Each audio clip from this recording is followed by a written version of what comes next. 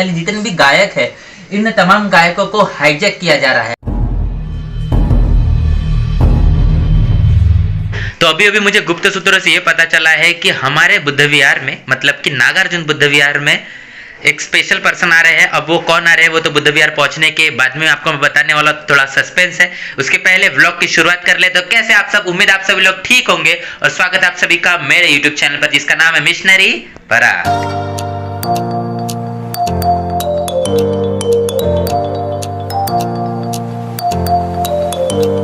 इस वक्त मैं नागार्जुन बुद्ध विहार में हूँ, जो मेरे परिसर में ही आता है। और यहाँ पर आने का जो रीज़न क्या है वो भी मिताली बताएगी। सबसे पहले सभी को जय भीम। जय भीम। ये रीज़न ये है कि यहाँ आज महाराष्ट्र की सबसे फेमस गायिका वो आने वाले हैं, जो कि बहुजन समाज से है। जो कि बहुजन समाज से है। वो यहाँ पर आज हमसे मिलने आने वाले हैं। जिनका क्या नाम है? जिनका नाम है कड़ूबाई खरात। हाँ। तो और हम उनसे मिलने के लिए इतने एक्साइटेड है कि हम लोग उनके आने से पहले अभी यहाँ सब लोग इकट्ठे, और जैसे हमको पता चला तो हम यहाँ पर आ गए, है ना, कि अगर वो आए सबसे पहले हम उनसे मिले।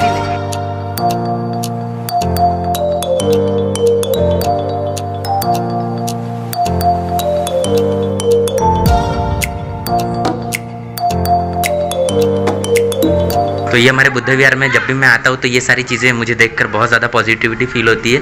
ये जो वो इंसिडेंस है जहाँ पर अंगुलीमाल और बुद्ध के साथ में जो वार्तालाप होता है, उसके बाद में आम्रपाली, जो उसके बाद में महापरिनिर्वाण की जो मुद्रा है, जो कुशीनगर में मूर्ति आपको मिलेगी। आनंद के साथ में अंतिम उपदेश जो बुद्ध का होता है, और इसके बाद में इधर भिक्षुओं को उपदेश देते हुए जो उनके शुरुआत के जो 5 भिक्षु थे, जिनको उन्होंने सबसे पहले धम्मचक्र परिवर्तन दिया, हाथी और बंदर के साथ में यहाँ पर है, और सुजाता का खीरदान। तो ये सारी चीज़ें यहाँ पर बनी हुई हैं, जहाँ पर जिनको देखकर हर बार हमको अपनी हिस्ट्री की इन्फॉर्मेशन होती है।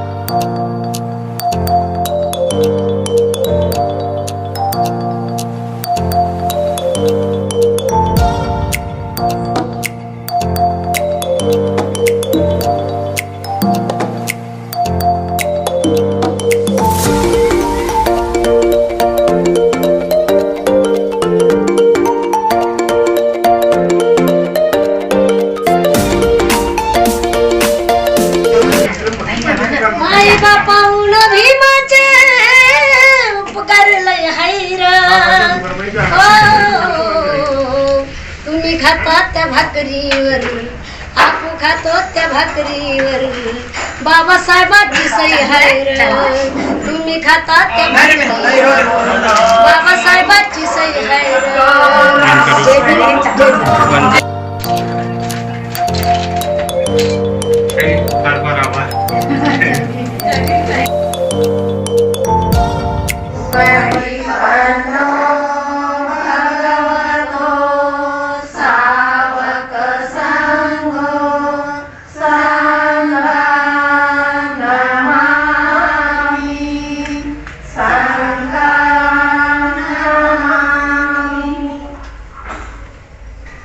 तो कड़ूबाई खरात से मिलकर अभी हम आ रहे हैं बुद्ध विहार से, और तक काफी समय हमने वहां पर वेट किया। मिताली को भी मिलकर कैसा लगा? बहुत अच्छा लगा। 1 घंटे के वेटिंग के बाद में हम उनसे मिले तो हमें बहुत अच्छा लगा। और उन्होंने अपने गाने की 2 लाइन भी हमें सुनाई, तो रिक्वेस्ट भी किया गया कि वो 2 लाइन बोले, तो उन्होंने बोला। आपने तो सिर्फ अभी 2 लाइनें सुनी, लेकिन पूरा प्रोग्राम होने वाला है हमारे शहर में। कौन कौन सी चीजें वहां पर होंगी, बाबा साहब के कौन कौन से गाने होंगे, लोग कितने सारे आने वाले हैं, बहुत सारी चीज़ इस व्लॉग में आपको पता चलने वाला है। और कोशिश करूंगा कि कड़ूबाई खरात के जो गाने हैं वो भी आप ना पाऊँ। तो अभी चलते हैं प्रोग्राम की जगह पर, और उसके बाद में इस व्लॉग को कंटिन्यू करते हैं।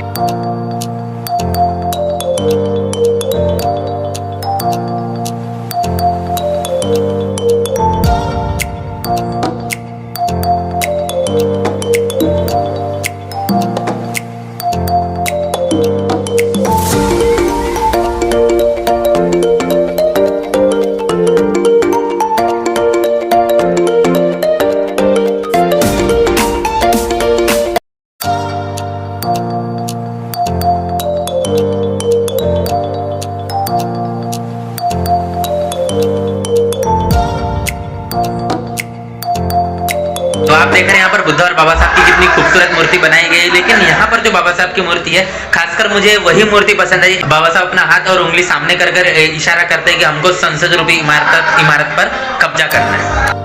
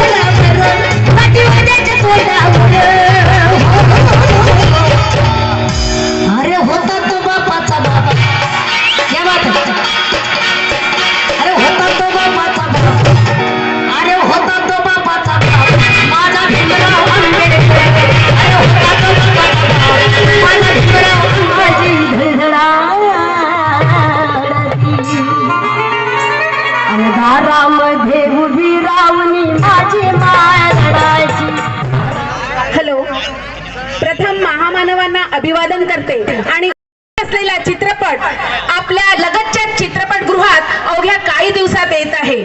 या चित्रपटाचे लेखक दिग्दर्शक कबीरदा आणि विशेष सांगायचं म्हणजे या पिक्चर मध्ये कलाकार गोंदियातीलच आणि आजूबाजूचे आहेत आणि यात 150 कलाकारांनी सहभाग घेतलेला आहे.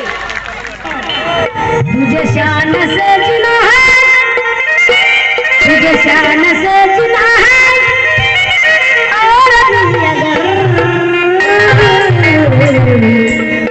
संविधान को बचा ले मेरे भीम के, संविधान को बचा ले भीम के, संविधान को बचा ले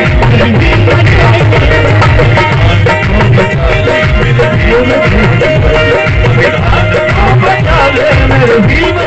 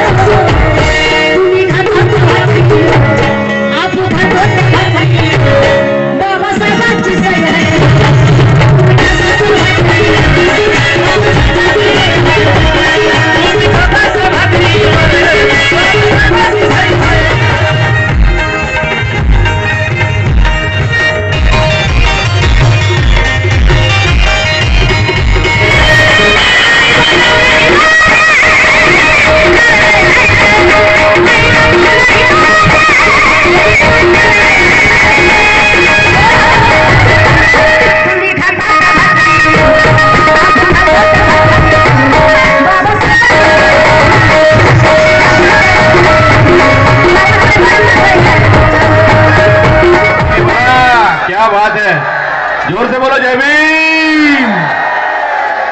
अजूनही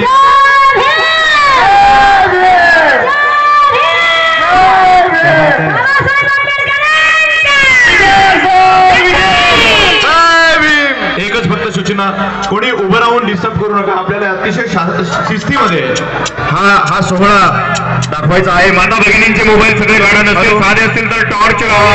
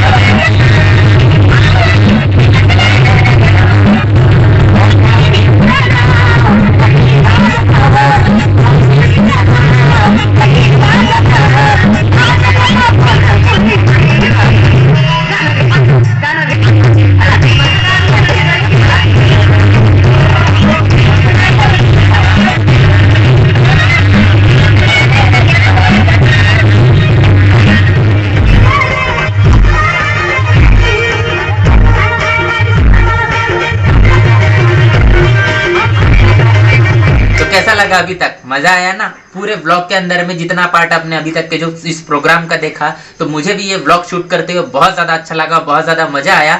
और जब मैं इस प्रोग्राम को लेके या फिर ऐसे इस तरीके के जो बहुजन समाज के अंदर में जो प्रोग्राम्स होते हैं, उसके बाद में जब हम आउटपुट की बात करते हैं तो बहुत सारी चीजें अगर हम उसको तो बहुत सारी चीजें हमको समझ में आती है। बाबा साहब के मूवमेंट इस मूवमेंट तो बाबा साहब की मूवमेंट अगर मैं तो बाबा साहब की मूवमेंट को अगर मैं जब देखता हूँ तो मुझे काफी सारी चीजों की कमी भी नजर आती है। तो वो क्या क्या है आपको देखने के बाद में भी आपको समझ में आने वाला है। तो अभी मैं ले चलता अपनी मॉनिटर की स्क्रीन के ऊपर में, और उसके बाद में हम आगे के ब्लॉग को कंटिन्यू। तो काफी दिनों से शायद आप भी नोटिस कर रहे होंगे और मैं भी इस बात को नोटिस कर रहा हूँ कि बहुजन समाज के आने वाले जितने भी गायक है, इन तमाम गायकों को हाईजैक किया जा रहा है। किसके तरफ से? देखते हैं। तो सबसे पहला वीडियो में दिखाने जा रहा हूँ कडूबाई खरात, जिनका प्रोग्राम अभी तक आपने सुना। नाम है यहाँ पर देखिए, भीम गायिका कडूबाई खरात यांना काँग्रेस पक्षातर्फे 18 लाखांचे आलिशान घर मिळाले। तो कडूबाई खरात जिनका गाने अभी तक आपने सुने, उनको 18 लाख रुपए का कांग्रेस ने घर दिया है। देखते क्या है। त्यांनी लोकांना मंत्रमुग्ध करणाऱ्या कडूबाई खरात यांना अखेर मिळालं हक्काचं घर। आपल्या भीमगीतांवर लोकांना थिरकायला लावणाऱ्या कडूबाईंची बरीच गाणी आज सोशल मीडियावर चांगलीच गाजलेली आहेत। त्यांची ही व्यथा काँग्रेस प्रदेशाध्यक्ष नानाभाऊ पटोले यांना कळली। समाजाची व्यथा आपल्या गाण्यांमधून मांडणाऱ्या आणि बाबासाहेबांची महती घराघरात पोहोचवणाऱ्या एका लोककलाकारावर अशी वेळ येणं योग्य नाही असे म्हणत नानाभाऊंनी स्वखर्चातून काँग्रेस पक्षाच्या वतीनं कडूबाईंना घर देण्याची घोषणा केली। आणि फक्त घोषणाच केली नाही तर अवघ्या 2 महिन्यात घराचं बांधकाम पूर्ण करत संसारोपयोगी साहित्यासहित हे घर कडूबाईंना हस्तांतरित केले। कडूबाई खरात इनको कांग्रेस ने घर तो गिफ्ट कर दिया, लेकिन उसके बाद में क्या हुआ देखते हैं।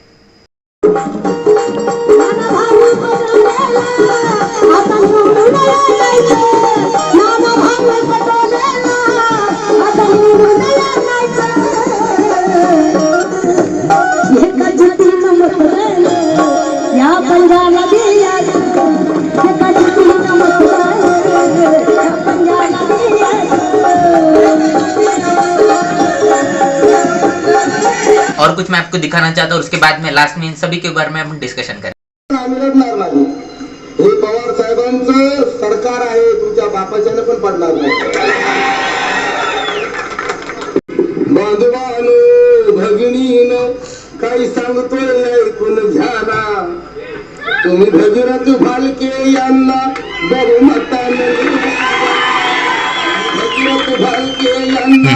बहुमताने निवडून द्या ना। तो अभी आपने जिनका वीडियो देखा ये आनंद शिंदे है, ये भी बहुजन समाज के गायक है, बहुत ज्यादा फेमस है। और इनका वीडियो मैंने आपको दिखाया, तो ये राष्ट्रवादी कांग्रेस के मंच से ये यहाँ पर राष्ट्रवादी का प्रचार कर रहे हैं, जो चुनावी प्रचार है। और इनका एक गाना मैं आपको दिखाना चाहता हूँ।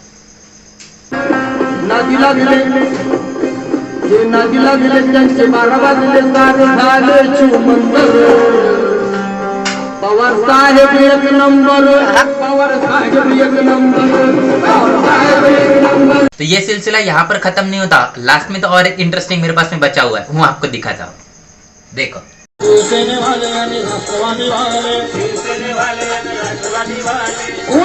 ज्या पक्षांचं नाव घेऊन उपस्थितांच्या टाळ्या मिळवल्या, त्याच पक्षाच्या वतीनं हा अवलिया आता विधान परिषदेवर जाणार। सगळ्याच पक्षांना एकाच तराजू तोडणारे आता काँग्रेसकडून विधान परिषदेच्या यादीत आहे। कोणी बी येऊ द्या, निवडून जाऊ द्या, कोणी बी येऊ द्या, निवडून जाऊ द्या, विजयी होऊ दे, विजयी होऊ दे। शरद हो, राज्य करावं लागेल हो, राज्य करावं लागेल हो, घटना भीमाची पाहू,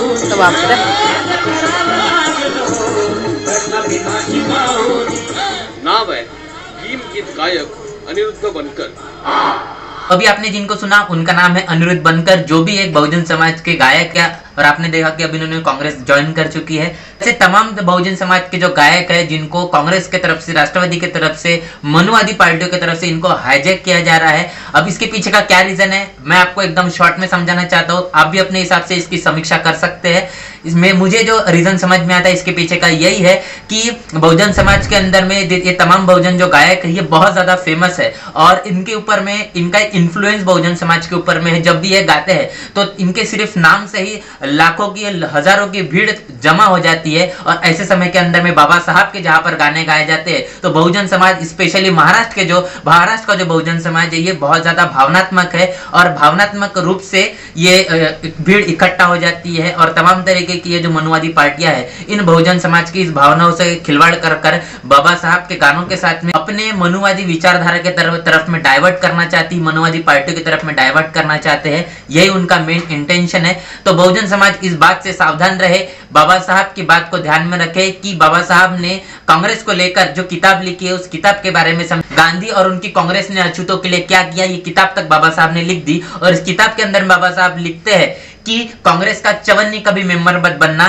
तो बहुजन समाज से ये आगाह करते हैं और कांग्रेस एक जलता हुआ घर है और उसी से निकलकर बीजेपी है। तो ये तमाम तरह की मनुवादी पार्टियों के बारे में बाबा साहब ने हमें कहकर गए हैं। तो बाबा साहब के एक वैचारिक संतान होने के नाते ये हमारी जिम्मेदारी है कि बाबा साहब जिस तरीके से बहुजन समाज चाहते थे, बाबा साहब जिस तरीके से पॉलिटिकल पार्टी चाहते थे, वो पॉलिटिकल पार्टी हमारे पास में, हमारे साथ में है। जो तीसरे नंबर की पॉलिटिकल पार्टी है उसको हमको मजबूत करने के लिए किस तरीके से हम अपनी सत्ता ला सकते हैं ये हमें सोच विचार करना चाहिए, न कि इन मनुवादी पार्टी की तरफ में हमको डाइवर्ट होना चाहिए जो कि हमें किसी भी तरीके से कोई भी हमें लुभावने वादे कर दे लेकिन हमको उन वादों के अंदर में नहीं जाना है। बाबा साहब के विचारों के साथ में हमको हमेशा खड़े रहना है। उनके ही जिस तरीके से बाबा साहब चाहते थे कि हमें इस देश की शासन करती जमात बनना है तो वही शासन करती हमको खुद जमात बनना पड़ेगा, नहीं कि आमदार खासदार इन चीजों के लेकर बाबा साहब की इस विचारधारा को संकुचित करना पड़ेगा। तो आपको ये ब्लॉग कैसा लगा जरूर बताइएगा, कमेंट बॉक्स में अपनी राय जरूर दीजिएगा। आज के ब्लॉग में इतना ही, मिलते हैं नए ब्लॉग में। सब्सक्राइब नहीं किया तो जरूर से सब्सक्राइब कर दीजिए।